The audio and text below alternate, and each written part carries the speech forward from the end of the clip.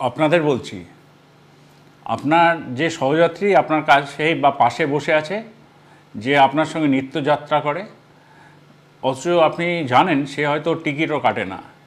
এই জন্যেই আমরা পূর্ব রেলের তরফ থেকে একটা স্পেশাল ড্রাইভ নিচ্ছি।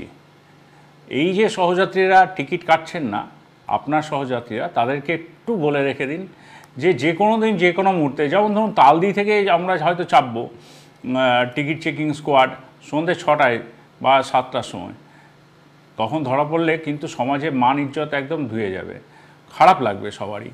বা এটাও হতে পারে আমরা যারা হাওড়া ডিভিশনের যাত্রী তাদের কথাও বলছি, তাদের জন্য আমরা হয়তো আরামবাগে চাপলাম, মানে এমন একটা লোকেশনে চাপবো যেখানে হয়তো মানে কোনো দিন আশাও করেননি মানুষজন যে আমরা টিকিট চেকিংয়ের জন্য ওই সন্ধ্যাবেলায় 7টা বা 8টার সময় আমরা টিকিট চেকিং করব। এটা উদ্দেশ্য কিছু নয় যে টিকিট চেকিং করে আমরা রেলওয়ে প্রচুর লাভ করবে, এটা নয়। কিন্তু যেটা উদ্দেশ্য সেটা হলো যে আপনার সহযাত্রীকে একটু বুঝিয়ে দেওয়া যে মানুষের উপকারের জন্য রেল এই কাউন্টারগুলো করেছে, ইউটিএস সিস্টেম করেছে যাতে সহজে টিকিটটা কাটতে পারে। আর বাসের থেকে রেলের ভাড়া অনেক কম, টিকিটটা যদি নিয়ে নেয় হাতে তাহলে তো অনেক সুবিধা, এই সামাজিক অসম্মানটা তো হয় না।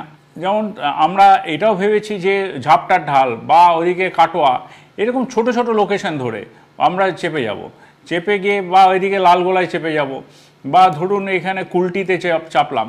এরকম করে আমরা বিভিন্ন জায়গায় ছোট ছোট করে আমরা এবার টিকিট চেকিং শুরু করছি পূর্ব রেলের তরফ থেকে। শুধু আপনাদের কাছে এটা বিনীত অনুরোধ, আপনার সহযাত্রী যে টিকিট কাটছে না তাকে টিকিট কাটান, মাত্র 5 থেকে 10 টাকা মাত্র ভাড়া, যেখানে বাসে অন্তত 50 টাকা 70 টাকা 100 টাকাও বাস ভাড়া হয়ে যায় সেই সমদূরত্ব জার্নি করতে গেলে। আবারও বলছি, রেলের কোনো উদ্দেশ্য নেই যে টিকিট চেকিংয়ে থেকে আর্নিংস বাড়ানো। রেলের একটাই উদ্দেশ্য যে সব মানুষই টিকিট কেটে চলুন এবং রেলের সঙ্গে সহযোগিতা করুন। ধন্যবাদ।